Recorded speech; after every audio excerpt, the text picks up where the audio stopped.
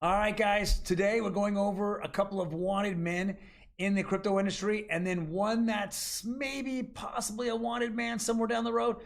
There's a lot going on in the information today. Let's jump right into it. Hello, everyone, and welcome to the OG Crypto and NFTs. My name is Troy, and we go over the latest and greatest news in cryptos and NFTs. If you enjoy these updates, please hit that like button and smash that subscribe button. Love to give you these 5-10 minutes on a daily basis, just going over all the news that's available, especially the very important news. So let's jump right into it. Regulatory fog remains at SEC chief, doesn't mention Ethereum as a commodity. Does not say Bitcoin is the only one either. So this is very interesting.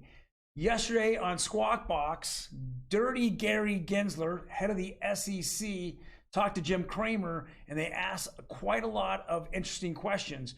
But the most important thing that they didn't go over is regulatory, the guidelines of what it takes to either be a security or a commodity.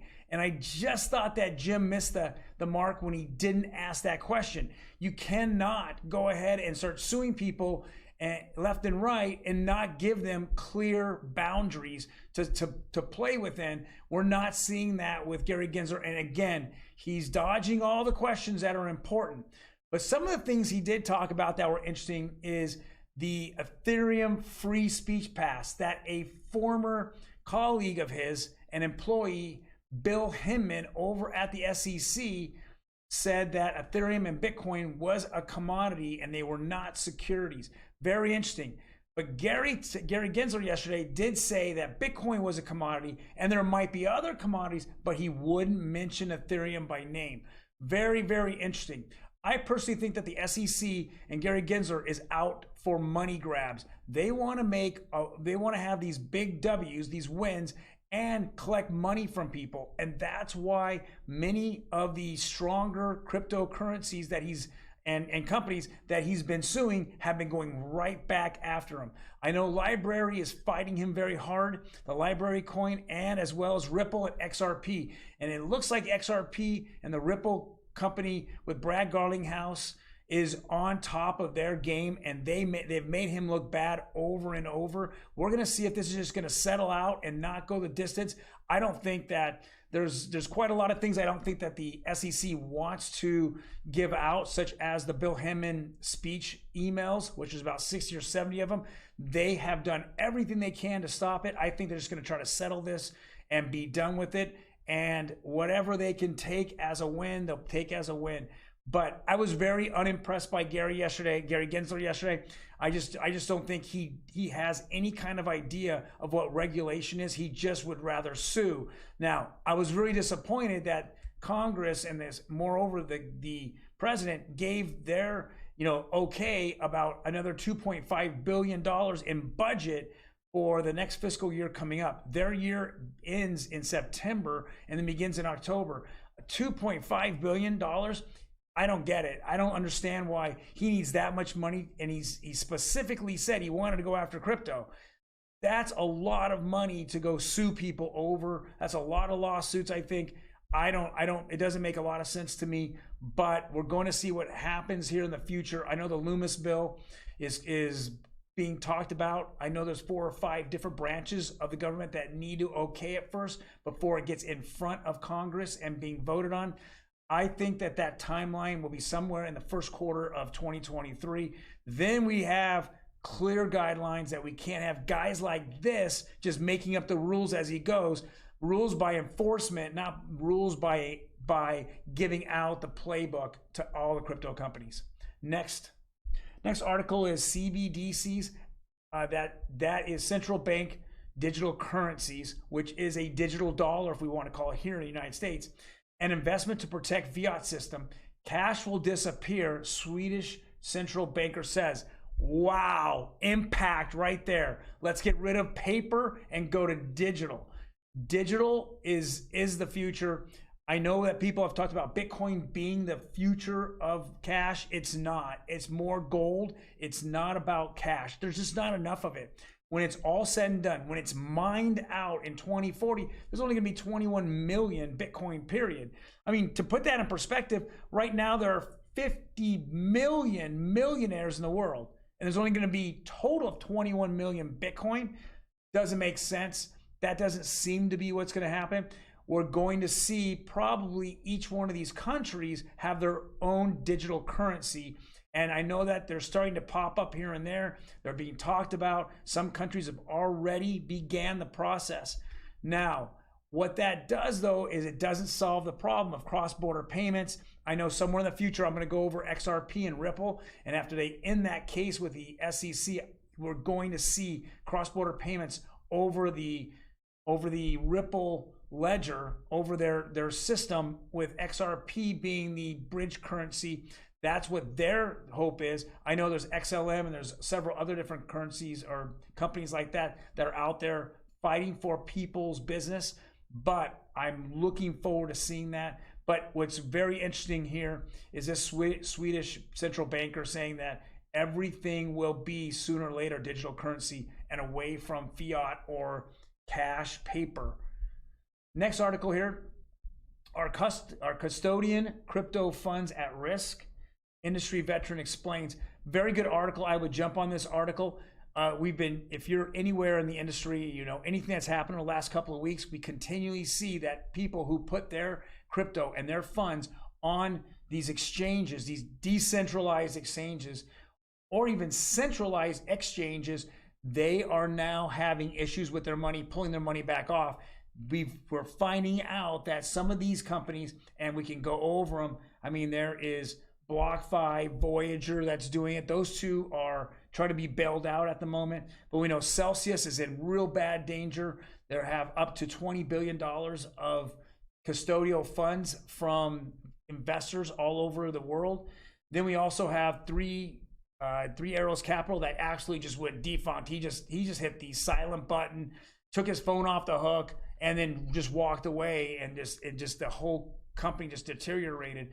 And a lot of these companies had, you know, funds in Terra, Luna, and UST. What it means is that if it's not your keys, it's not your crypto.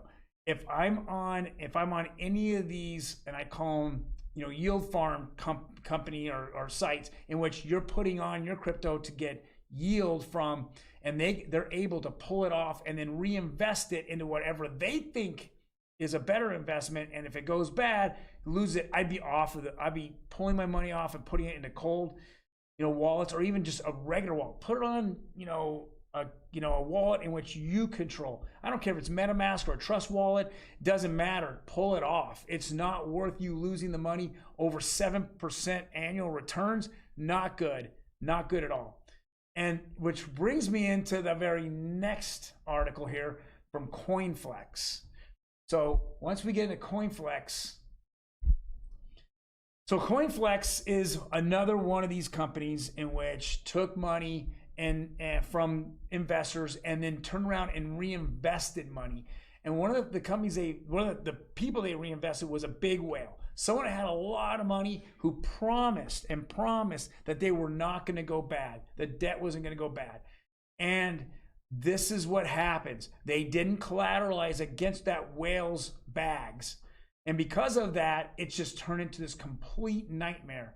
So now they have people's money that they gave out, investors' money they gave out to one big investor, and now it's kind of backfired. So I'll read it here. It says, crypto lender issued a no liquidation account to an unnamed whale on a condition that the account would never go negative. I'm wondering, what do you think that whale did? He let it go negative. But the plan has backfired. So this guy, this CEO, jumped on, was it Bloomberg this morning, and then had this conversation about this happening and it being happening throughout the industry off these yield farm companies. But he said he had a solution that would change all. He wanted to do something completely different. So what he wanted to do was put out a recovery value USD $1 coin in which he wanted other investors to invest in and give a 20% return. Then he would turn around with that money and then allow other investors on CoinFLEX that are sitting on there with their yields and with their crypto, and then allow them to pull it off exchanges. Now, I don't know what you guys think, but it sounds like a complete Ponzi to me. What a nightmare this guy is. This is why there needs to be regulation. There is no way that you're going to allow a company to go out there, take other people's money, invest it in something else, invest in what they think is better, and then when it all goes bad, just tell their original investors, I'm sorry. Or now this guy is saying, well, let's go get some more investors to pay back the old investors, who then eventually this whale is going to pay me back. This is all bad. I have no clue what anyone would be putting money in CoinFLEX. It just continually shows our industry with these high yields that are not sustainable, especially when the market goes down, and it just crushes, you know, the people who thought that their crypto was safe and was earning. It just crushes them and then puts a bad taste in their mouth going forward. Well, guys, the last article is something that we talked about yesterday, and here is the other person that is just continually cannot get out of the industry and out of the news. It says Anonymous says they will reveal Do Kwon's whole history since he started to use cryptography. This is very interesting. They're going to figure it all out. Now, I know that Fat Man on Twitter has put it out on several different occasions what actually he felt happened. Now, he says that he actually interviewed several people over at the Terra Foundation, and they told him this was happening. Now, Anonymous came out yesterday or 2 days ago on Sunday and said that they had, you know, film or, you know, something from the SEC conversations with the Luna Foundation saying the exact same thing. But before they go after anybody and before they put this bad rap on Do Kwon, they want to go back and look at all his wallets from the minute he came into crypto and to today, to find out whether this is going to be the guy I'm going after. Is he really the bad guy that caused this domino effect in our crypto industry? On a down market and a bear market, he just made it even worse. He was the bear that roared that got us all the way down to Bitcoin under 20,000, got ETH under 1,000, got onto different levels that nobody can even imagine, or all of us couldn't imagine. I am very interested to see Anonymous and their group of hackavists is what they want to call themselves, to find out whether this is true or not. I'm really looking forward to a follow-up on this particular article and their follow-up on Do Kwon and his history.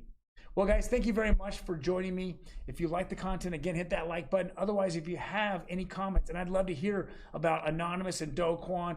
Are you on Do Kwon's side? Are you on some type of regulation, self-regulation in our own industry, or these hackavists regulation, seeing what they can do to discipline this guy or to at least come to light what's happening? Let's definitely put that in the comments. I'd love to hear it. Otherwise, guys, I will see you on tomorrow. You take care.